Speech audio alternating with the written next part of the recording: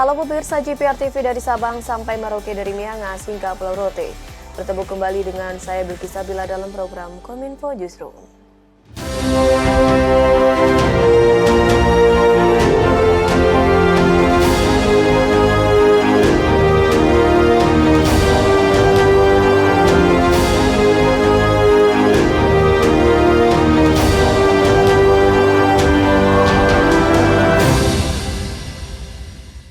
Pemirsa, inilah Kominfo Newsroom selengkapnya. Kepala Staf Kepresidenan Republik Indonesia, Muldoko, memberikan tanggapan atas tuntutan sekelompok orang yang mengatasnamakan petisi 100 atas permintaan pemakzulan Presiden Joko Widodo. Kepala KSP mengatakan Presiden saat ini tengah berfokus untuk menyelesaikan tugasnya di masa akhir kepemimpinannya. Wacana pemakzulan terhadap Presiden Joko Widodo oleh sekelompok orang yang menamakan petisi 100 mendapat tanggapan dari Kepala Staf Kepresidenan Muldoko.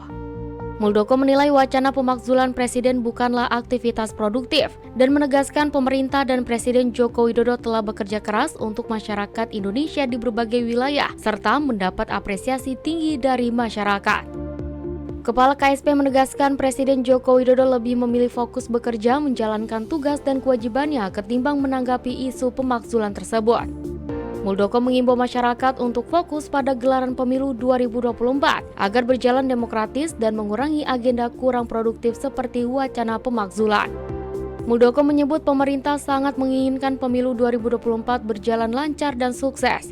Isu pemakzulan Presiden muncul kala sejumlah tokoh dalam petisi 100 mendatangi kantor Menko Polhukam Mahfud MD dan mengusulkan pemakzulan Presiden Joko Widodo dari pemilu 2024. Jangan ada agenda-agenda lain yang menurut saya tidak produktif lah seperti itu. Tidak produktif bagi masyarakat dan tidak produktif bagi pemerintahan. Karena kita concern yang pertama, Presiden masih sangat concern untuk menyelesaikan tugas-tugasnya yang relatif tinggal beberapa bulan.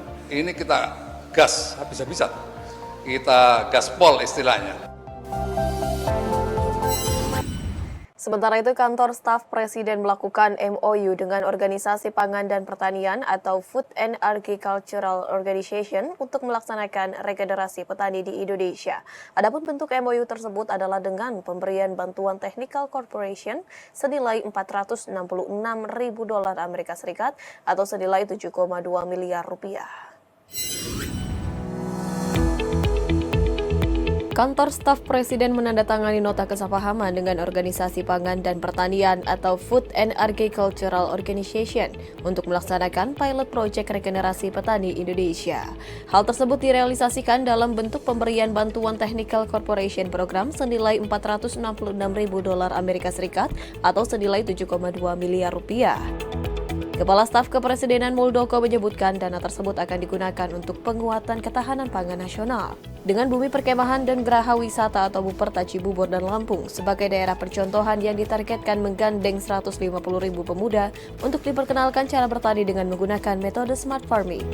Menurut Asisten Perwakilan FAO di Indonesia, Ageng Herianto, Indonesia memerlukan regenerasi petani. Hal tersebut dikarenakan saat ini 80% petani di Indonesia berusia 40 tahun ke atas, yang dipicu oleh meningkatnya tren urbanisasi dan migrasi para pemuda pedesaan untuk mengejar pendidikan ataupun pekerjaan di kota. Oleh karena itu, FAO berencana akan membangun pusat pelatihan di bumi perkemahan dan menerapkan proses innovative farming system. Ada pandangan anak muda, pertaniannya berlumpur-lumpur, tapi sesungguhnya kita bisa memahamkan mereka bahwa bertani itu atau pertanian itu punya area yang sangat luas. Mulai dari riset, budidaya, after atau apa itu setelah panen, pasca panen, dan sampai dengan rantai supply and demand-nya bisa terpenuhi. Sementara itu, pemirsa, pemerintah melalui Kementerian Energi dan Sumber Daya Mineral berencana membangun setidaknya 100 SPBU penyalur BBM satu harga pada tahun 2024. Menteri ESDM Arifin Tasrif mengungkapkan dari target sebanyak 612 penyalur BBM satu harga untuk kurun 2017 hingga 2024 telah terbangun sebanyak 512 penyalur BBM satu harga.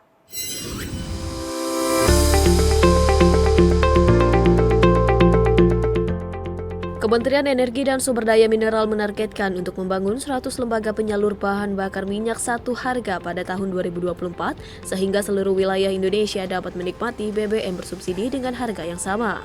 Pemerintah sebelumnya berhasil merealisasikan target 100% program BBM satu harga di 89 lokasi selama 2023. Menteri ESDM Arifin Tasrif menjelaskan bahwa program BBM satu harga merupakan inisiatif pemerintah yang bertujuan untuk mewujudkan keadilan sosial bagi seluruh rakyat Indonesia dengan menyediakan BBM dengan harga yang sama di seluruh wilayah Indonesia.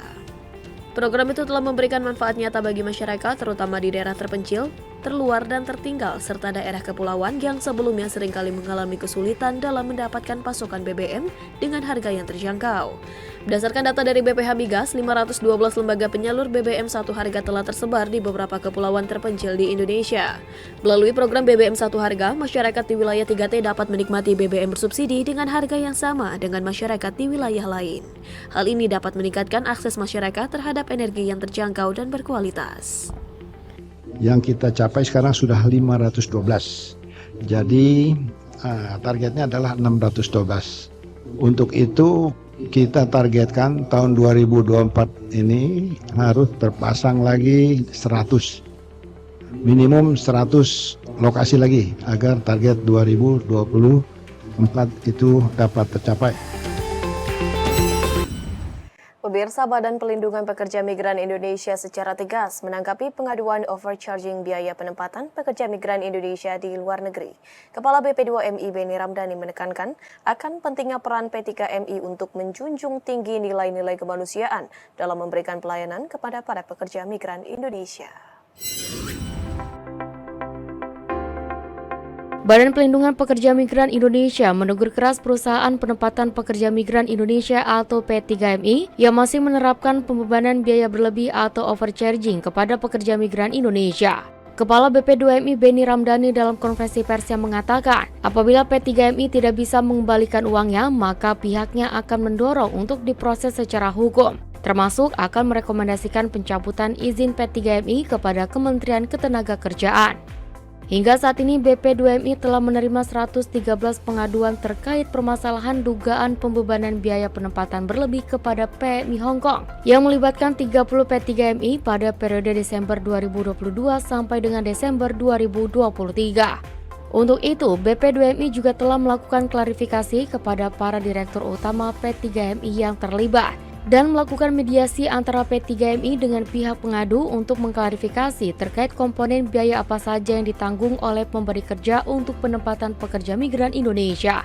Beni menyampaikan pihaknya telah berupaya untuk mengembalikan uang PMI sebesar Rp697.485.205 dan ia juga mengucapkan terima kasih kepada P3MI yang telah berkomitmen untuk mengembalikan seluruh nominal tersebut kepada para pekerja migran Indonesia.